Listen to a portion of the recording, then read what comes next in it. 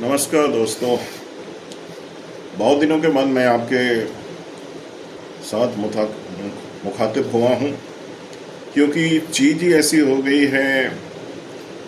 हम सोचते कुछ और है और हो जाता कुछ और है। जो न्यू ट्रांसफ़र पॉलिसी आई है, इसके बारे में कुछ कहना ही नहीं है। और ख़ास करके पुरुषों के लिए, मेल के लिए तो ये एक पनिशमेंट है। हम जो नियोजित शिक्षक हैं, उन्होंने एग्ज़ाम दिया, पास किया, अच्छे नंबरों से पास किया और मनपसंद ज़िला हमें मिला। इससे पहले हमने बीपीएससी भी पास किया। मान लो हमें मनपसंद ज़िला नहीं मिला तो हमने छोड़ दिया। अब सक्षमता दिया, मनपसंद ज़िला मिला। उसके बाद अब ये पता नहीं कहाँ से आ गया है 10 अनुमंडल। पता नहीं क्या नियम है, क्या नियमावली है, क्या रूल है।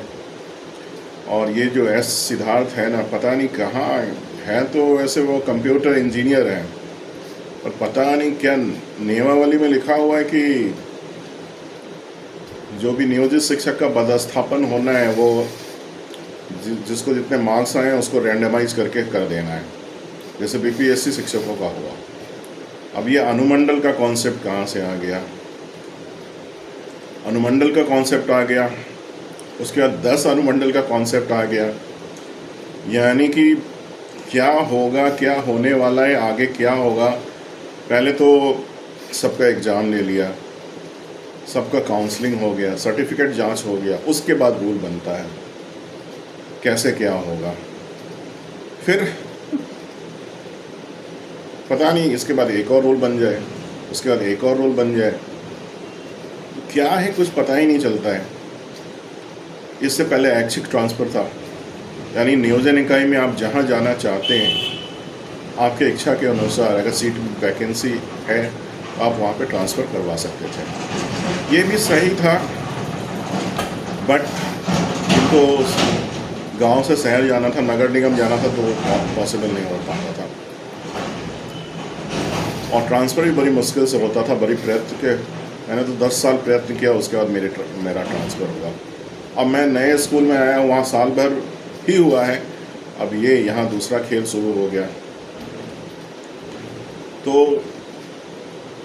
अगर हमें दूर का दूसरा ज़िला मिला या दूर का जगह मिला तो हम तो नहीं जाएंगे।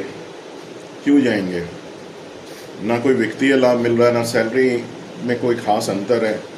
नई जगह जाओ तो वहाँ फिर रूम लो, खाना पीना एक्स्ट्रा खर्च होगा। आप एचआरए कितना दे रहे हैं? 1500 2000 दे रहे हैं। उसमें क्या कहीं रूम भी मिलेगा? गांव में भी रूम मिलना पॉसिबल नहीं है। सैलरी तो आप कुछ दे नहीं रहे हैं।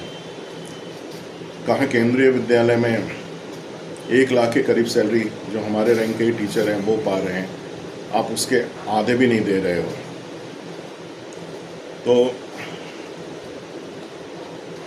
क्यों जाएं वहाँ पे सिर्फ एक तमगा लेने राज्यकर्मी का, और तो कोई बेनिफिट है नहीं। आप यूपीएस लागू करोगे कि नहीं करोगे वो भी कोई ठिकाना नहीं है। पहले तो यूपीएस लागू हो जाए केंद्र सरकार में, फिर आप हो सकता है करोगे। हमारी नौकरी भी ज़्यादा नहीं बची हुई है, 11-12 साल है। तो यूपीएस का भी कोई ख़ास फ़ायदा, कोई लाभ होने वाला नहीं है, क्योंकि पहले जो हमने काम किया उसको आप ऐड नहीं करोगे। पता है मुझे, आप ऐड नहीं करोगे। तो इस पता नहीं, कुछ समझ में ही नहीं आ रहा क्या सरकार चाहती है, क्या करना चाहती है, और कौन इसके पीछे है। मुझे तो लगता है इस तरह की कभी नियमावली होगी, इन्होंने एक दिन में कॉपी पेस्ट करके इसको बना दिया होगा। कोई आगे पीछे कुछ नहीं सोच रहा होगा, ना इन्होंने किसी से सुझाव लिया। ये विभाग ही है बेसिक पर कर, जो आता है वो अपना एक रूल रेगुलेशन बना के चला जाता है। और मुझे नहीं लगता है महिलाओं को छोड़ के, और जो पुरुष शिक्षक दूसरे ज़िले में होंगे उनको छोड़ के कोई भी सेटिस्फाइड नहीं होगा।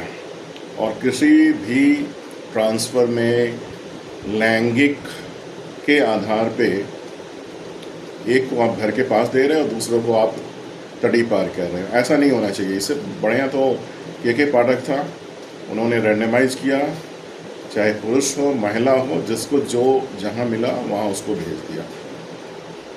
ये ठीक था। इनका जो भी था वो कांस्टेंट था। ये तो लग रहा है पता नहीं अब इलेक्शन की तैयारी कर रहे हैं महिलाओं को रिझाने के लिए, और उनका भी तो 10 पंचायत दिया हुआ, तो उनका भी कोई ठिकाना नहीं है। सबको कन्फ्यूजन में डाल के रखा है, और क्या होता है आप देखिए। और जो बीपीएससी पास आउट है इसके चक्कर में ना पड़े इसके चक्कर में पड़ेंगे तो पता नहीं आप जहाँ हैं वहाँ से दूर चले जाएंगे। तो आप ट्रांसफ़र के लिए अपनी जिले में तो ट्रांसफ़र के लिए अप्लाई करें ही ना, क्योंकि इन्होंने ऐसा रूल बनाया, पता नहीं किसको ऑब्लाइज करने के लिए ऐसा रूल बनाया है। कोई ना कोई होगा इनका चहेता, यूपी वाला या कहीं का होगा, उसके हिसाब से रूल बना दिया। ना आगे का सोचते हैं ना पीछे का सोचते हैं, कुछ भी रूल बना देते हैं। कोई एजुकेशनिस्ट तो बैठा नहीं है, कोई शिक्षा भाई तो रहे तब ना वो शैक्षणिक चीज़ को समझे। इनको जो मन में आता है वही रूल बना देते हैं। एक रूल जाता नहीं है, दूसरा रूल आ जाता है, तीसरा रूल आ जाता है।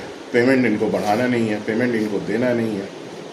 पूरे हिंदुस्तान में सबसे कम सैलरी टीचरों को या प्रिंसिपल को बिहार में ही दिया जाता है। इनको तो कुछ करना नहीं है, बस सबको तंग करना है।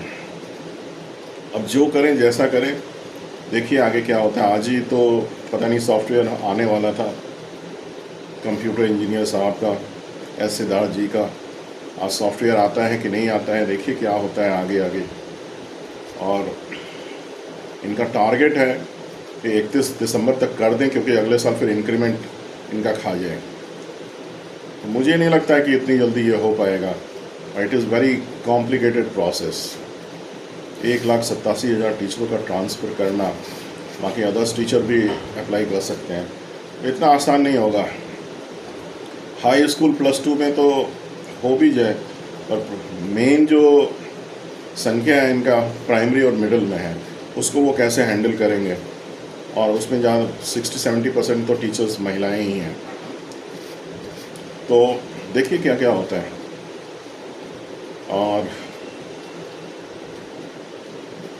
और क्या बोलूँ, थैंक यू।